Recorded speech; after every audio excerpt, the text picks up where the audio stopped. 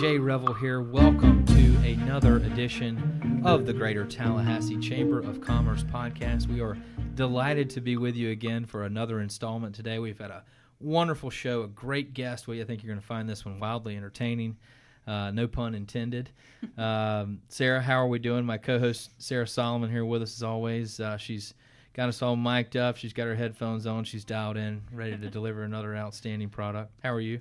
I'm doing well. This podcast is the highlight of my day, and I'm excited and ready for the opportunity of the fiscal year ahead for the Chamber. I think that we have a lot of good things coming to you. That's right, folks. Yeah, we had the rare coalescence today where our first day of the fiscal year happens to be the exact day of our annual meeting. So we've been up and wired since very early this morning, getting all that wired together and fueled by coffee. Yeah, fueled by coffee, lots of coffee. So if you're anyone who has been paying attention to our Total Resource campaign, maybe a coffee company should step in and sponsor the podcast. More on that later. But back to the item at hand. We have a great guest with us, folks. We have Michael Blachly with us. Michael is the director of opening nights at Florida State University. Folks, you may remember the old phrase, 7 days of opening nights, back from, 20 years ago, 20 plus years ago. What FSU has done with their Performing Arts Series is really incredible and remarkable, and we've seen a number of very talented people working in our community to make that program shine at the level that it does today. And Michael has been with us now for going on, almost 3 years now? Starting my third year next month. That's fabulous. Well, we've been very fortunate to have you in the community, Michael, and we're blessed to have you on the podcast today. So why don't we kind of jump right in? I know, I had the chance, I guess, to meet you. Gosh, I can't believe it's been almost 3 years. When you first came to town, you were, exploring a little bit about maybe the chamber and heard your story a little bit. And as we were going through a variety of things to talk about through the fall, we said, well, we got to get Mike on here to talk about opening nights because you've just kicked off. How many seasons? What season is this now? This is 22. 22. Season number 22. Very impressive. I was at the first show? St. Paul's? Yeah. That was the first one for the year, St. Paul and the Broken Bones. Oh, man, folks. If you weren't there, you missed it. If you were there, you know what I'm talking about. I don't know if his name, the lead singer, is actually Paul or not. It is. But I've seen him a few times, and he gets just outlandish towards the end of the show. He was up in the rafters, almost hanging off the balcony upstairs, singing in front of everyone, and the whole place was rocking. And what's so cool about opening nights is you just never know what you're going to get. You'll have such a diverse schedule. So why don't we jump right in there, Michael? Tell us a little bit about your background, your story. How do you come to be the director of opening nights here in Tallahassee? Thanks, Jay and Sarah. It's a pleasure to be with you, and I really appreciate the opportunity to speak on opening nights. And as my wife often tells me, if I could go door to door and tell everybody about our programs, we'd sell everything out, because I have an enthusiasm for what we do that sometimes I just don't know when to stop. And the other thing my wife will tell me is I tend to oversell things, because once I get to a certain point, people really believe that it's the thing to do. I was at the University of Florida for 15 years and expanded their Performing Arts Center from what was 14 events when I came in the year 2000 to when I left, we had 17 countries represented with over 80 events. We were commissioning new work. We were premiering works from world-renowned artists. We had expanded from a tradition of the classical and the pop stage to include world music, world dance, family, jazz, contemporary folk, young artists, theater, comedy, family, whatever we could do that would sort of broaden, having something for everyone.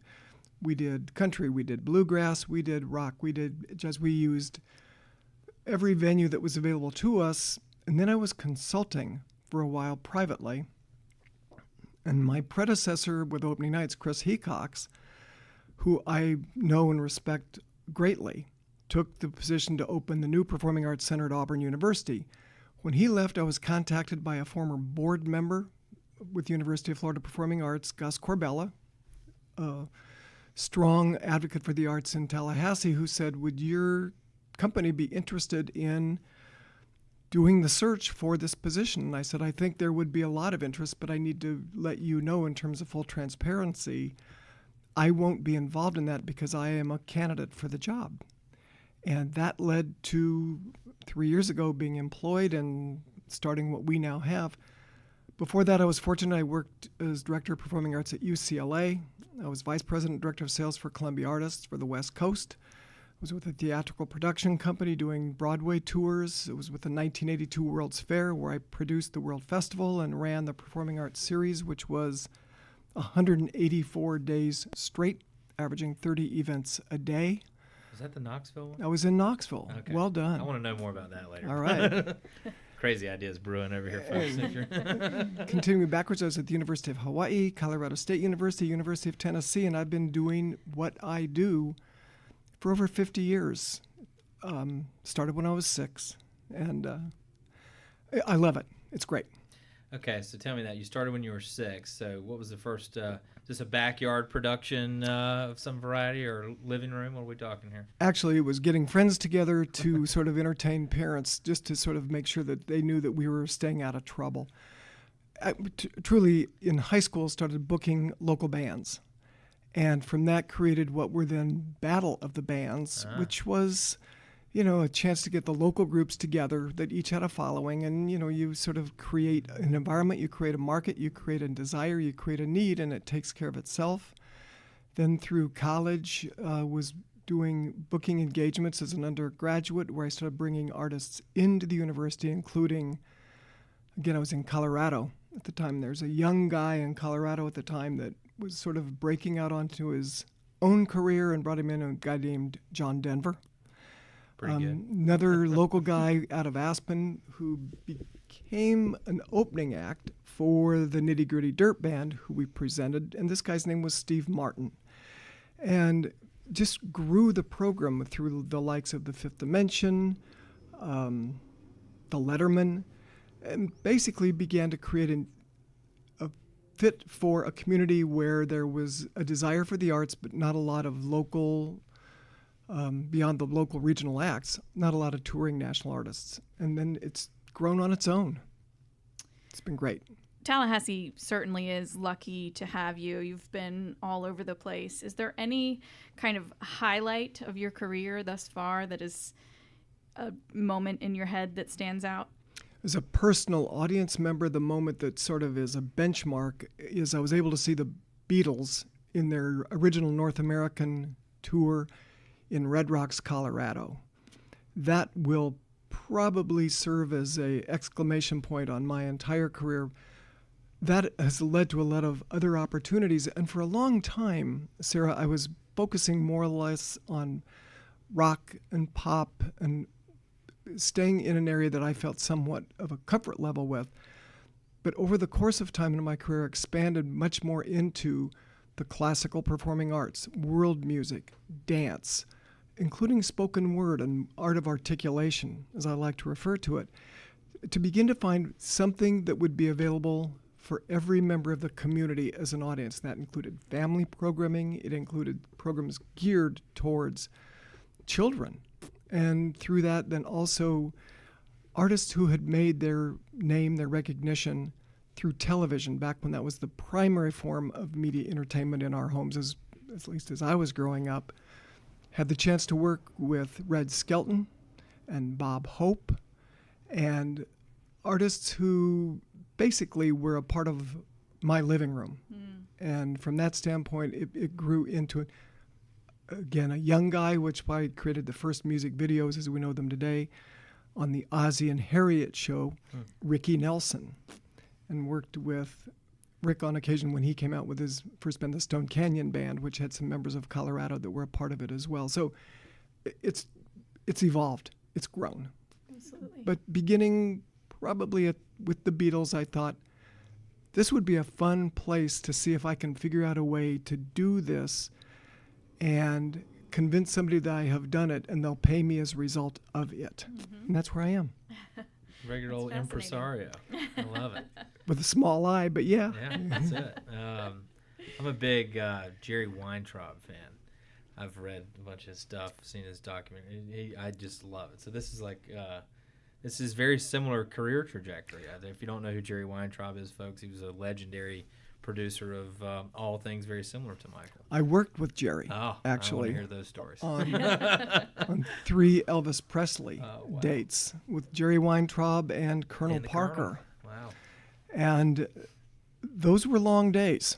I bet they will were. share with you that. And Jerry was a master. Yeah. He was truly one of the guys who figured there are legends in the presenting industry that come out of the sort of pop rock area, that Bill Graham and Jerry Weintraub. And this was way back before there was a network of promoters like we have today. There was no Live Nation. There was no AEG Live. The people that really now do the heavy lifting on tours like Celine Dion or an Earth, Wind and Fire Chicago package. I mean, they will literally buy up an entire tour, Rolling Stones another one, and they will produce it. It's a single business for some of those guys now. Those days it was the wild, wild west. We were all fending for ourselves, and between Bill Graham, Barry Fay, Jerry Weintraub, his business partner Tom Hewlett, you basically created the deals as you went along, and you grew with it. That's so cool. Or you died as a result of it. But. Yeah. Better today? Different today. I think the one thing I can say, and ties in with the entirety of the chamber, is it's more corporate today. Whereas in the earlier days, it was a mom and pop operation. There was no set of rules and regulations and policies. It was fending for yourself, knowing a market, knowing how to price it, knowing how to gear what you were doing. When you didn't have a business front, you didn't have a storefront, you didn't have a mechanism whereby you had built-in audience. You had to sort of grassroots ground up. And today the corporate infrastructure, which sort of came out of the whole Clear Channel and the growth of that, it's a much more sophisticated. Business tracking data is much more sophisticated today than it was in the early days, where it was a telephone call or a telegram. And today it's timeless. It's very cool. Very cool. Let's talk about Tallahassee a little bit, if you wouldn't mind. Opening Nights is such a great organization. You said 22nd season. Can you kind of dig in for me about the history there? How has it kind of changed and evolved in 22 seasons? And what is it like today, now that you're the director? Thanks, Sarah. Yeah, these early days of 7 days of opening nights in Tallahassee was really created, supported, and given its life within Florida State University by President D'Alembert. And in fact, this season, our 22nd year, is dedicated to his memory, his having passed this summer. He really believed that the arts and the position of the live performing arts within a university overall is part and parcel with what you provide the community, whether it be the faculty and the staff that are working in the university, students who are attending, or the surrounding community. And I take that very seriously, and I view opening nights as sort of the front door to Tallahassee and Leon County as the mechanism whereby people can feel a place within Florida State that's theirs. Certainly athletics has it, and I think a lot of the public forums that happen are there, but from my vantage point, opening nights is truly the vehicle that lets that take place. My understanding is originally the 7 days were each dedicated to a particular art form. One day would be dance, one day theater, one day music, one day film, one day the visual arts, one day lecture or the spoken word, and that's 6, and I don't recall what the 7th would be, but they were keystone, if you will, artists with significant donors around them and dinners following their engagement, etc. But it was literally a 7-day festival. Mm-hmm. And when I took over opening nights, I've got 3 grown sons. One of them said, well, who books closing nights? And I had to sort of talk them through that the opening nights is a historical reference point, and that we are now a 9-month and will soon, depending on how the cards play out, be a 12-month operation. So opening nights is a concept more than it is a 1-week festival. Mm-hmm. Talk about the breadth of performing arts that we see in Tallahassee today. I mean, in just this season alone, there's ballet dancers, there's musicians, of course. Tell us a little bit more about, what you can kind of see on any given day in the community. Well, as Jay mentioned, when we started, St. Paul and the Broken Bones opened our season, and we followed immediately with Sinatra, with Mac Dusk, a young Canadian who clearly has taken and personified the legendary Frank Sinatra voice and persona in stories in a way that really, really captured the essence of that. This week we have got Blachly Ballerinas with their first North American tour, a group that's combining hip-hop music and ballet. They are out of Chicago and out of an artistic director who really believes in this sort of as his extended family. Sadly, the particular artistic director had lost his wife and a child through disease and decided that his way to give back and to really support himself in the art was to create a school. He did.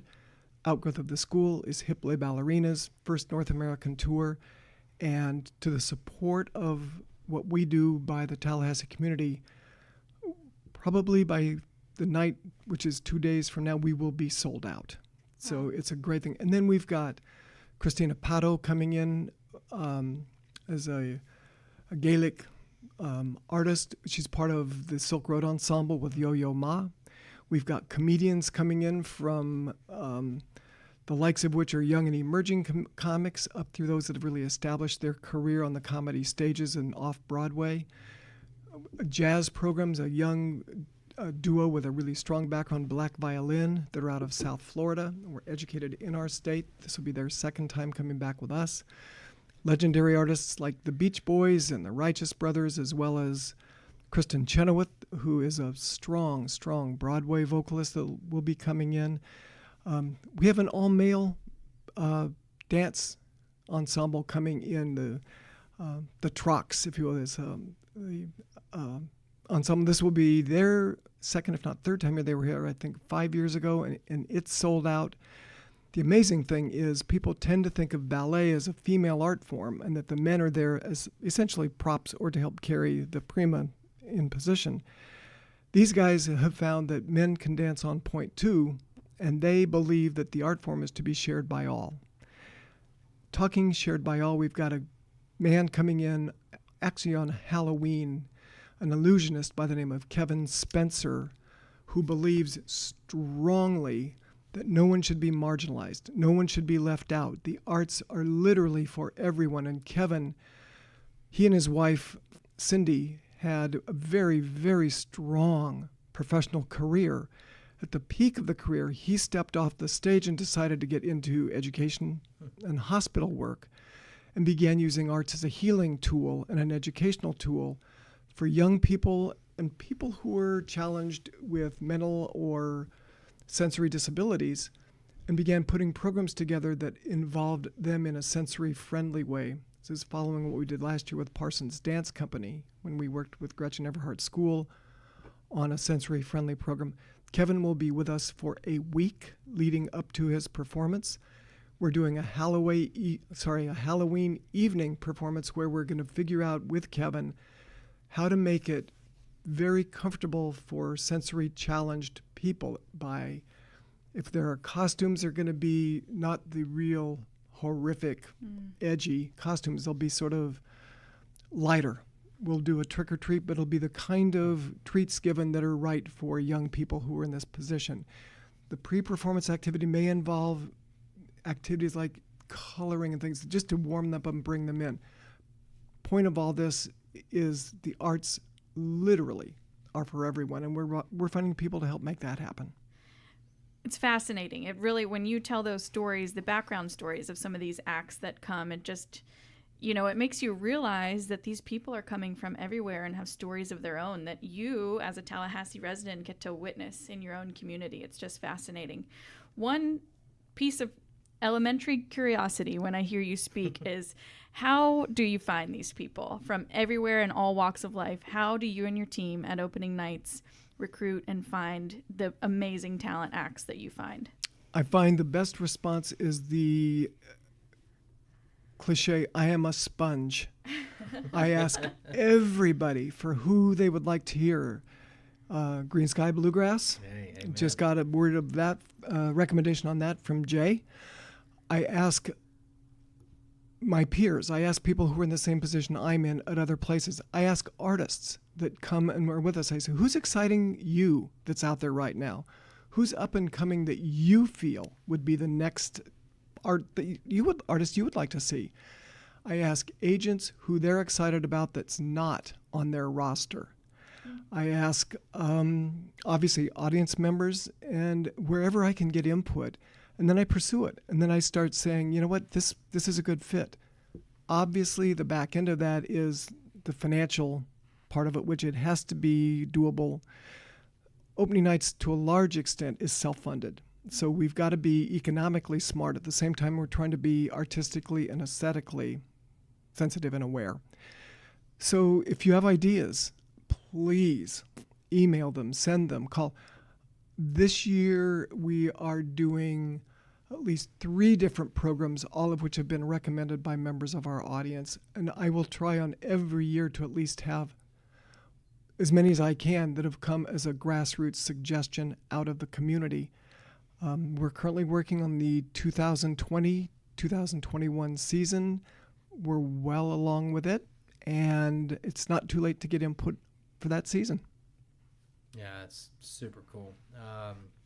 Every time I have had the chance to go to an opening nights event, some of which have been ones where I saw on the schedule, wow, I've got to go, I love them, I've got to go see that.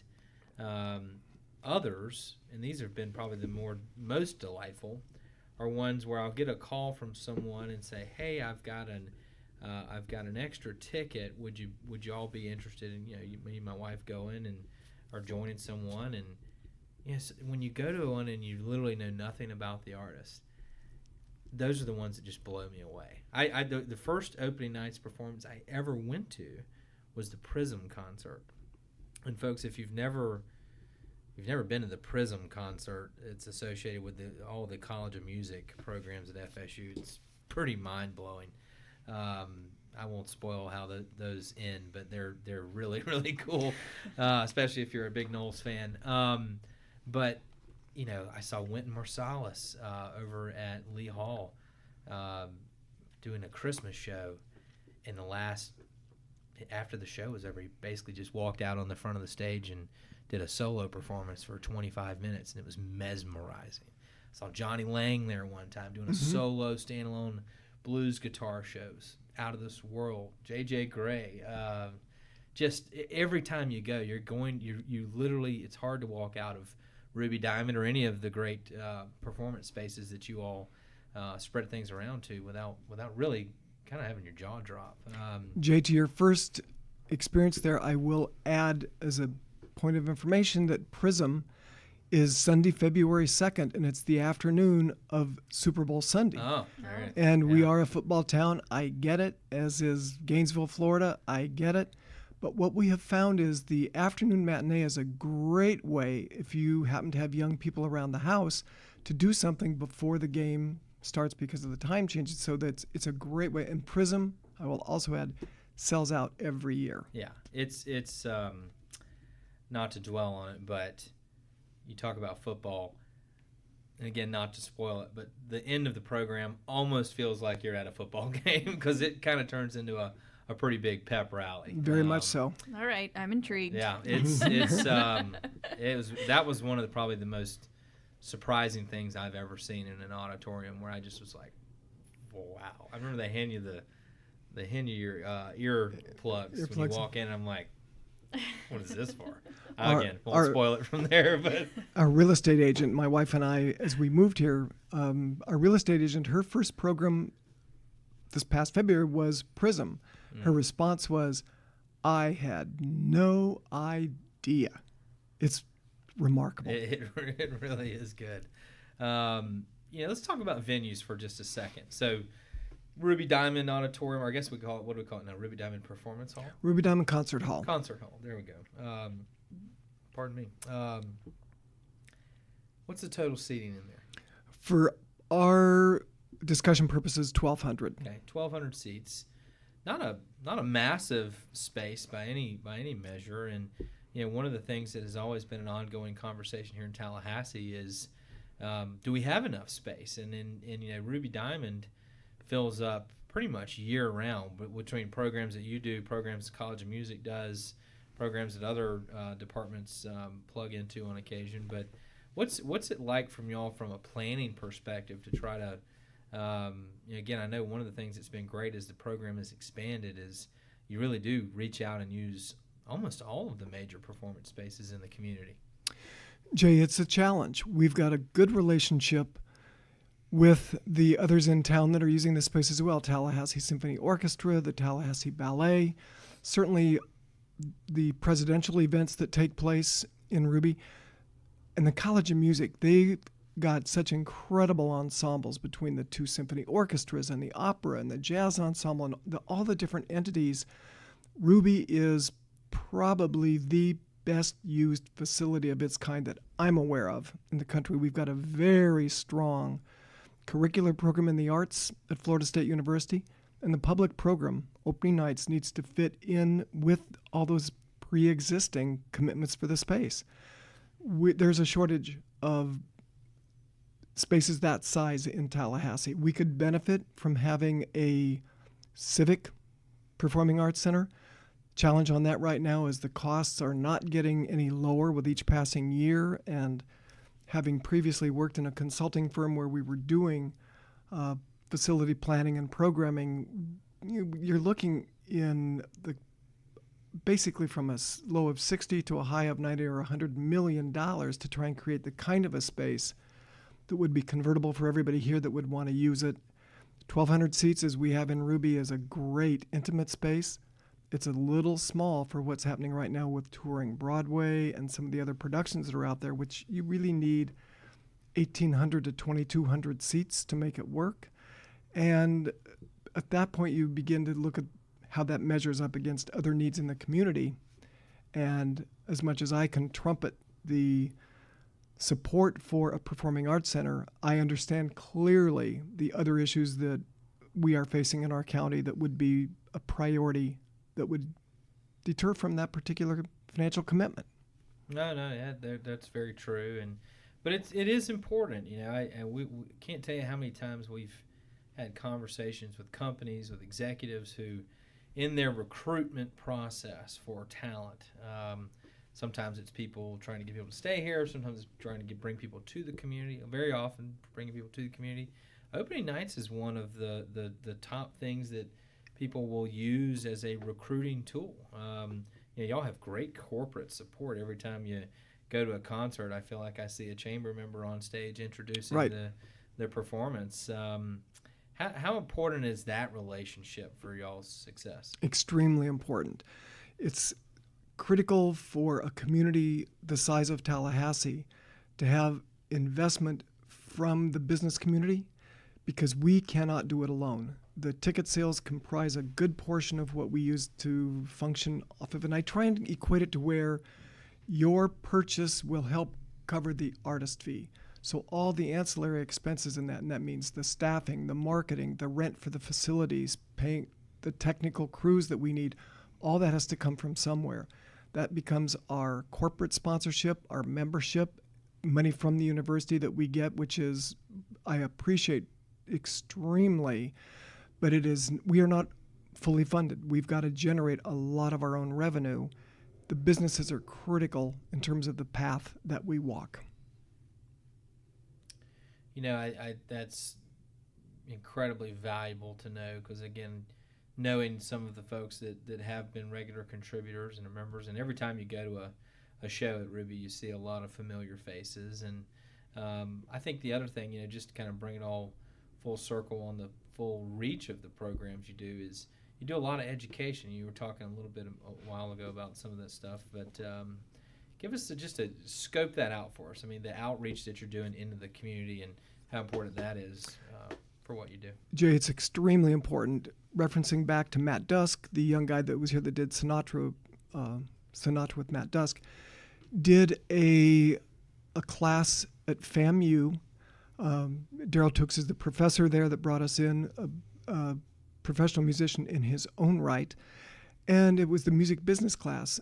And Matt talked about the essence of the business side that people often forget when they come to a concert. You're coming to be entertained, or you're coming to be informed, or you're coming to be enlightened.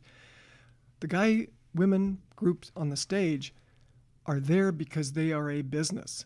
So he began talking about the work with an agency, the work with the management, the work in terms of the change in record deals with records now basically on, and what the streaming is, how you economize a tour, how you make ends meet, how, we all know that travel is one of the places where inflation hits the hardest. Between airfares, food on the road, hotels, and lodging, your expenses are a lot greater than what you ultimately see just by being on that stage. That was a great experience. Kevin Spencer will be doing a lot in terms of the communities that are sensory challenged. We will be having a master class with Slocan Ramblers that are coming and are going to be going to Leon High School, the Bluegrass group out of Canada. They're going to be doing a performance there. We've got dance companies coming in to do master classes for the School of Dance at Florida State. When I got here, there were 6 educational events. Calla McNamara, who does our educational programming, we went from 6. In my first year, last year, we had 35. This year, we've got half of the artists engaged have committed to doing an in-class activity, whether it's in the high school, whether it's in K through 12. We're doing Title I schools, we're doing the college and university. So wherever we can put the artist, we want it to be more than drive-by arting. We want them to invest in our community and in the young people that are here and make it work so that people say, I can do that. I can grow into this if I choose to pursue that as a career. Drive-by arting. I like that phrase. Mm-hmm. Michael, we so appreciate you taking the time to come and have this conversation with us. It's been absolutely fascinating. One thing I'd like to kind of throw a curveball here in at the end. As a person who has seen so many types of performing art, music, spoken word, comedy, all the things that you say, that still goes on today, what is your favorite genre, as I would say? What do you think is the most personally fulfilling after you've seen everything you've seen? I used to play baseball, and the reason I actually stopped when I got to college is because I couldn't hit the curveball. But now that you've thrown it, I'm gonna swing. To me, with the history I have in this field, it's roots music. It's music that goes back, that traces how we got to where we are. We were talking before we decided to turn the microphones on about the Ken Burns special on right now dealing with country music. Country music has become the new pop music of our culture. Yet you watch this 8-segment Ken Burns special, it's history. It goes back to the Depression. It goes back to days when people were literally using music as a means to round out their lives emotionally, socially, personally. The history of those artists is like reading the history of our politicians. Roots music provides the roadmap of how we got from there to here. Seeing the Beatles doing a Buck Owens song provides a link to the past that one would not have necessarily known about. But it shows, using the Beatles as an example, so much of what they did came out of the rockabilly era. It came out of the folks who were doing the sort of outlaw country music in those days that they turned into skiffle music before they became the pop phenomenons that we know changed the world forever musically. Same thing can be said for jazz. I'm not as knowledgeable about jazz, but I do know that the history and the blues, mentioned earlier the Johnny Lang, that the blues, the Delta blues, the blues out of Chicago, out of Memphis, jazz out of New Orleans, in the broadest sense, that too is roots music. It's how our artistic sensibilities as a country has grown into what we have as the soundtrack of our lives. Jazz is one of those things you don't have to know a whole lot about to enjoy. Just go get some Miles Davis kind of blue going and sit back and relax. But Man, I could sit here and do this for probably a couple of hours. I love talking live performances, and like I said, the lifetime of an impresario is fascinating to us. So, folks, sorry we have to cut you off because we're probably going to keep talking about it after the show's over here. But Michael, can't thank you enough for being with us. What a fabulous show. Oh yeah, and anything before we cut the mics off and keep talking about all this that you want to add? Thanks, Jay. One closing thought goes back to your question about the venues in town, the spaces. I will, as strongly as I can, encourage the conversation and the dialogue going forward about a performing arts center for Tallahassee. The need, it's a little analogous to talking about schools. When a school gets overcrowded, the logic is you either have to extend the day into split sessions or you have to build another school. We're at the point where our community could really benefit from another key performing arts center equal in size, if not greater, to Ruby Diamond Concert Hall because the growth is imminent and the community is ready. I would agree with that. I think we've seen how powerful those types of centers can be in other communities, and it's certainly something that feels like is maybe more ripe today than it has ever been as far as the need goes. And as long as we have folks like you and others who are bringing such great productions to our community, I think the likelihood of that occurrence coming to fruition is only going to get higher. So once again, thanks for being with us. Thank you for the opportunity. Thanks for all you're doing. Thanks for bringing such great, amazing, world-class talent to our community each and every day. And if folks want to go learn more about this season and all things opening nights, where would you like for us to send them? The easiest place is our website, openingnights.fsu.edu. Anything you need to know is there, and it also gives you a chance to tell me what you would like to see and hear. Mm-hmm. And we would encourage you to do that, folks. Let Michael and their team know. I think the community aspects of opening nights is just something that's really cool and impressive. And again, thanks for being with us. Thanks for all you do. Thanks to your team. Every time I go to a performance, I truly walk out impressed. And I think it's incredibly important to have something like that in our community. So you keep coming, we'll keep impressing you to the best of our ability. You got it. Well, folks, as always, thanks for listening. We appreciate you and all that you do to help keep our Chamber of Commerce up and running so smoothly. As I mentioned earlier, our Total Resource Campaign is well underway. You can go to our website, www.talchamber.com. That's talchamber.com to learn about all the things that are going on in the world of business here in our community. And you can learn about ways that your company or your organization can get involved. We would love to have you. We'd love to have you. If you've got an idea to follow in your footsteps, Michael, if you have an idea for a podcast show or think maybe your story is interesting, let us know. We'd love to have you on. We'd love to have a conversation. Every time we sit down with someone, we learn something new. And maybe next time that will be with you.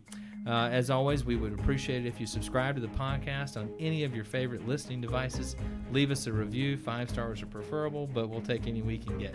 And thanks as always for listening. We do appreciate you, our audience, and our membership. And we will look forward to bringing you another exciting episode very soon. Take care, folks.